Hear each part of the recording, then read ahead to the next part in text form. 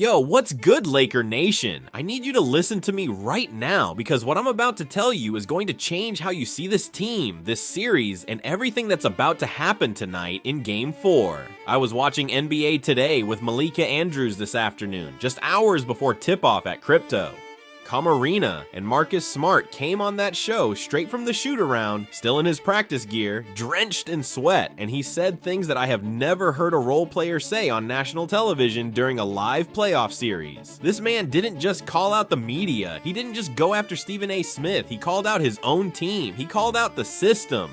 He said on camera that the Lakers' defensive identity is broken, that certain players aren't giving their souls on the court, and that if the franchise needs a complete overhaul, they should start with the guys who don't bring maximum effort every single possession. Marcus Smart looked into that camera with the eyes of a man who has nothing left to lose and told the truth. The whole truth. The ugly, uncomfortable, locker room destroying truth.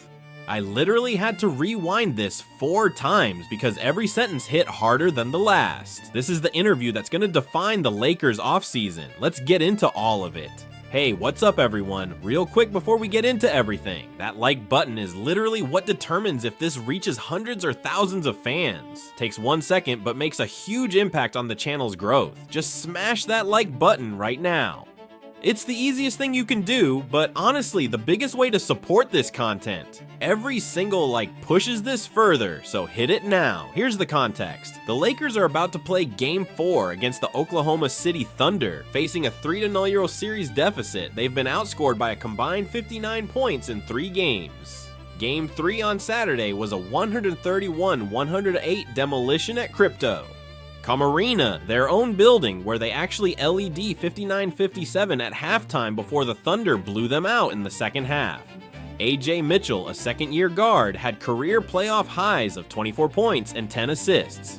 SGA had 23-9. The Thunder are 7-0 in these playoffs. They swept Phoenix in the first round. They're now 1 win from the Western Conference Finals, and the Lakers look like a team that's already mentally checked into the offseason.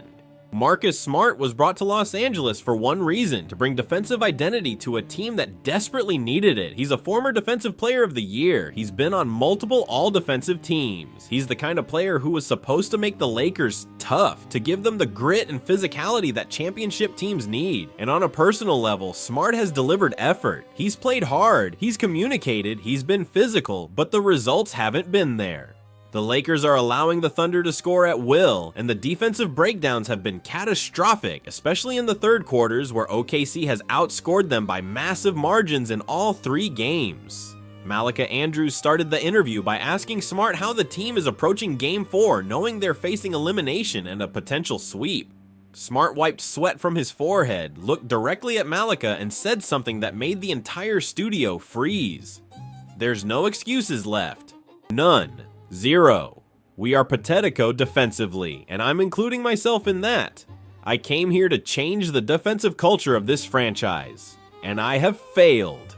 3 games, 3 losses, 3 second-half collapses where the Thunder just ran through us like we weren't even on the court. That's not basketball, that's embarrassment. Malika pressed him, asking if the effort level was the issue, and that is when Marcus Smart went nuclear on his own teammates.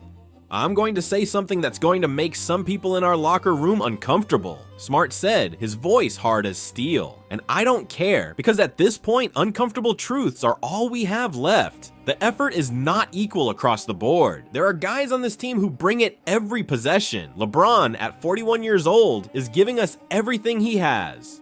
The man had 19 points, 8 assists, and 6 rebounds in Game 3, while being hunted defensively by every OKC player on the court.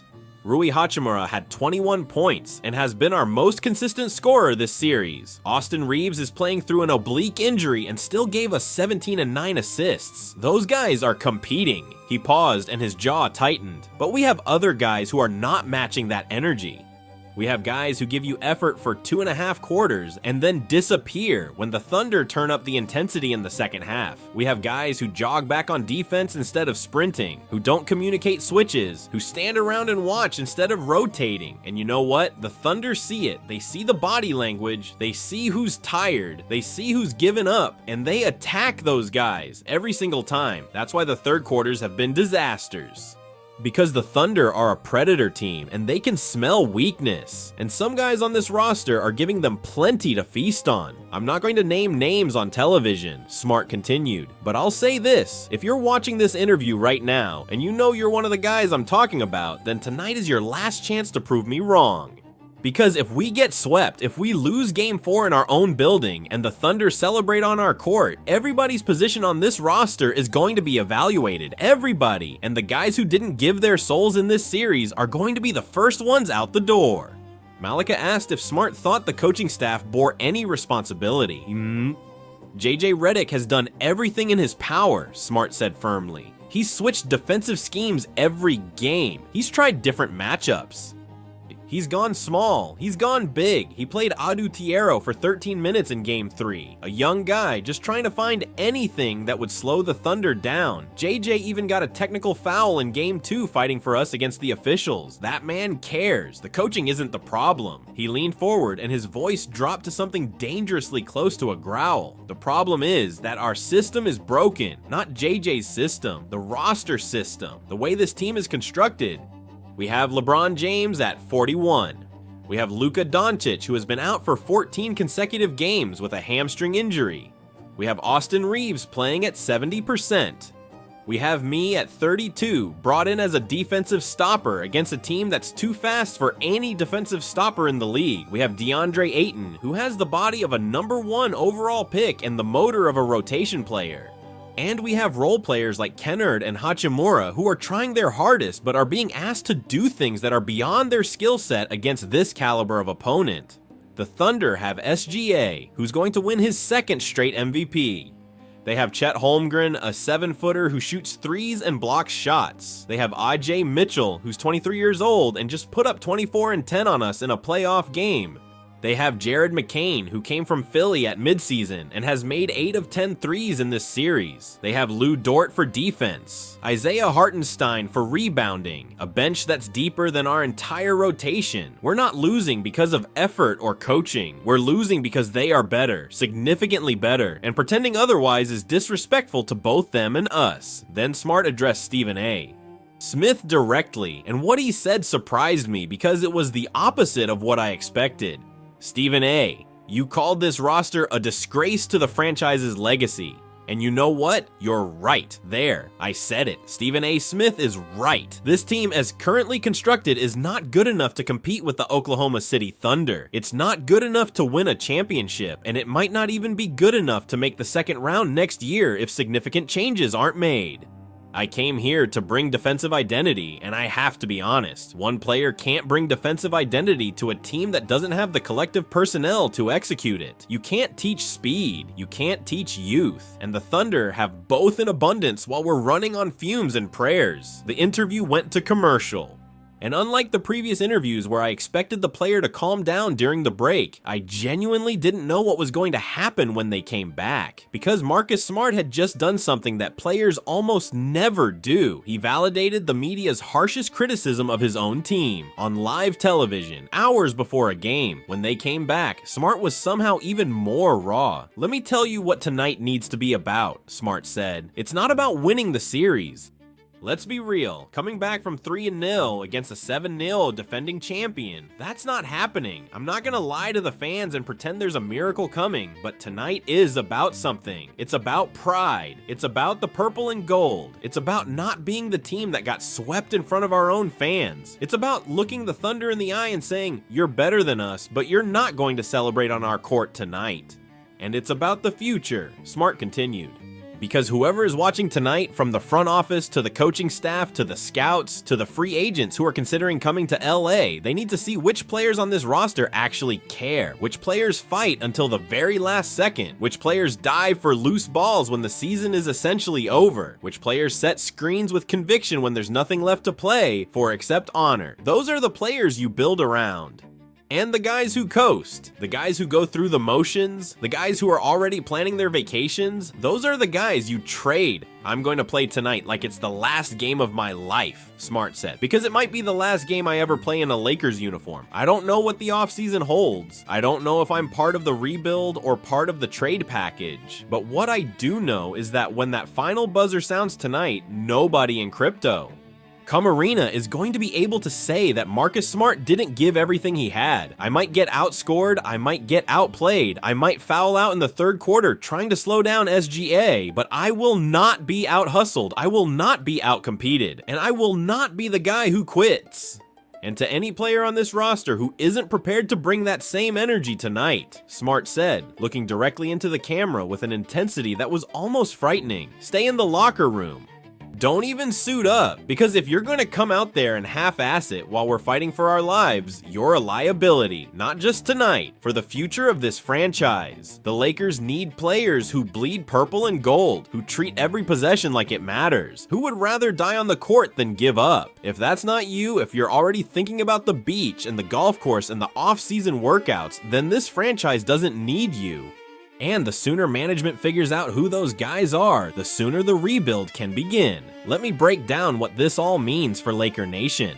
First, Smart essentially confirmed what everyone suspects. A rebuild is coming. He didn't use the word explicitly, but phrases like complete overhaul, cleaning house, and the guys who don't deliver should be the first ones out leave zero room for interpretation. The Lakers, as currently constructed, cannot compete with the elite teams in the Western Conference. LeBron is 41. Luka's health is unreliable. The supporting cast isn't deep enough. The defensive personnel can't keep up with the league's fastest offenses. Changes are coming, and they're going to be significant. Second, the anonymous criticism of teammates who disappear in the second half is a grenade thrown into the locker room.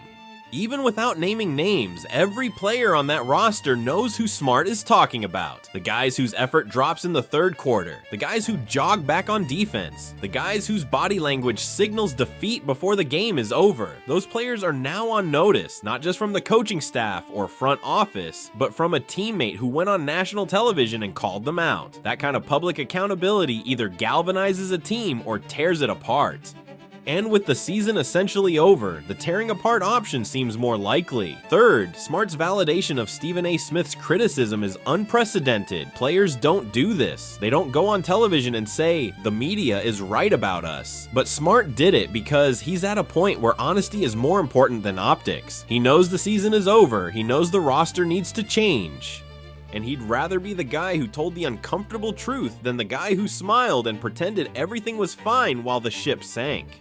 Fourth, the Ayton situation is reaching a breaking point. Smart didn't name him specifically, but the description of players who have the body of a #1 pick and the motor of a rotation player is clearly directed at DeAndre Ayton.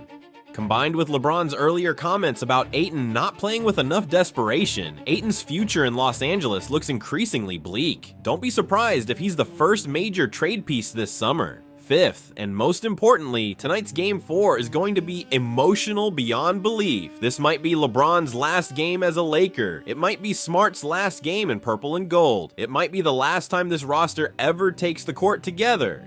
And Smart just told the world that he's gonna play like it's the final game of his life. Win or lose, tonight is gonna be about pride, about legacy, about what it means to wear the Lakers uniform. And if the players heard Smart's message, if they internalized the truth he spoke today, then Game 4 might not save the series, but it could save the soul of this franchise. Laker Nation, I need you in the comments right now. What did you think of Smart's interview? Is he right that some players aren't giving maximum effort? Should the Lakers blow it up this summer? And most importantly, are you going to Crypto.com Arena tonight to send this team off with the energy they deserve even if the season is ending? Hit that like button, subscribe, ring that bell. Game 4 is tonight. The dog may have been caged all series, but tonight he's off the leash one final time. Whatever happens, show up for this team. They need you now more than ever. I'll catch y'all on the next one. Peace.